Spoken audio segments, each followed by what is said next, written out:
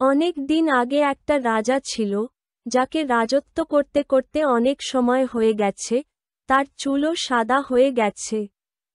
কিন্তু তারপরও রাজগডিঢ প্রতি তার অনেক মোহ ছিল।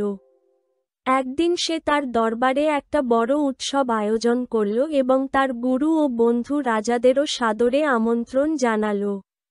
উৎসবটাকে আরও আকর্ষণীয় করতে রাজা রাজ্যের বিখ্যাত নর্তকীকে ডাকতে বলল। সন্ধ্যা হলে দারুণ উৎসব শুরু হল। রাজা কিছু সোনালী মুদ্রা তার গুরুকে দিল যাতে নর্তকীর সুন্দর গান ও নৃত্যের জন্য তাকে পুরস্কৃত করতে পারে। সারারাত নৃত্য চলতে থাকল। সকালে হতে চলল। নর্তকী দেখল যে তার তবলার লোক ঘুমাচ্ছিল আর হাসছিল। তাকে জাগাতে নর্তকী একটি দোহার পাঠ করল। বহু বিটি একটু সময় লাগল, কিন্তু এক মুহূর্তের জন্যও যেন কলঙ্ক না লাগে। এই দোহা বিভিন্ন লোকের কাছে বিভিন্ন অর্থে গৃহীত হল। তবলার লোক সতর্ক হয়ে তবলা বাজাতে লাগল। যখন গুরু এটা শুনলেন, তখন তিনি সব পয়সা সেই নর্তকীকে দিয়ে দিলেন। সেই একই দোহা তিনি আবার পাঠ করলেন। তখন রাজপুত্রের মেয়ে তার নকমল হার নর্তকীর হাতে দিল। এরপর আবার সেই দোহা পুনরাবৃত্তি হলে রাজপুত্র তার মুকুট খুলে দিল। নর্তকী সেই দোহা আবার বলছিল, কিন্তু এবার রাজা তাকে থামিয়ে বললেন, বেশি করো না, একটা দুইটি কবিতা বলেই তুমি সবাইকে ঠকিয়ে দিয়েছ। যখন রাজার গুরু এই কথা শুনলেন, তখন চোখে জল এসে গেল এবং বললেন, রাজা, এটাকে তুমি ভেস্যা বলো না, এটা এখন আমার গুরুর মতো। এটাই আমার চোখ খুলে দিয়েছে যে আমি সারা জীবন জঙ্গলে ভক্তি করেছি আর শেষ সময়ে নাচ দেখে আমার সাধনা নষ্ট করতে আসছি।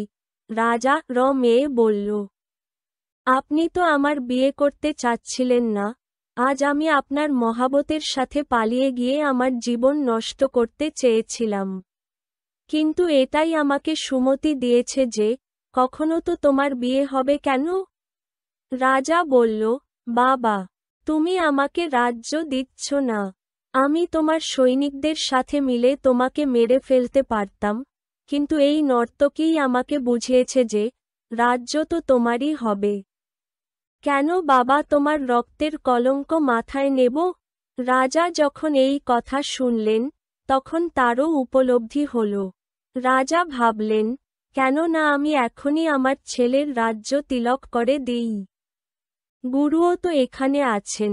রাজা সেই মুহূর্তেই তার ছেলের রাজ্য তিলক করে দিলেন এবং মেয়েটিকে বললেন, বেটি, আমি শীঘ্রই তোমার জন্য একজন যোগ্য পাত্র দেখে তোমার বিয়ে দিচ্ছি। সবকিছু দেখে মুজরা করা নর্তকী বলল, আমার একটা দুটো কবিতা শুনে এতজনের মন বদলে গেছে, অথচ আমি তো বদলাইনি। আজ থেকে আমি আমার ব্যবসা বন্ধ করছি। হে প্রভু, আজ থেকে আমি তোমার নাম স্মরণ করব। এই কথা বোঝা জরুরি যে পৃথিবী বদলাতে দেরি হয় না। একটা দুটো লাইনের কবিতায়ও হৃদয় পরিবর্তন হতে পারে, শুধু একটু ধৈর্য ধরে চিন্তা করার প্রয়োজন। যাওয়ার আগে একটা দুটো লাইন আরও শুনুন। কেমন বলেছে কেউ, প্রশংসায় গলে যেও না, সমালোচনায় ফুটে যেও না। নিঃস্বার্থভাবে কাজ করতে থাকো, কারণ এই পৃথিবীতে সবকিছুই শেষ পর্যন্ত ধরা হয়ে যাবে।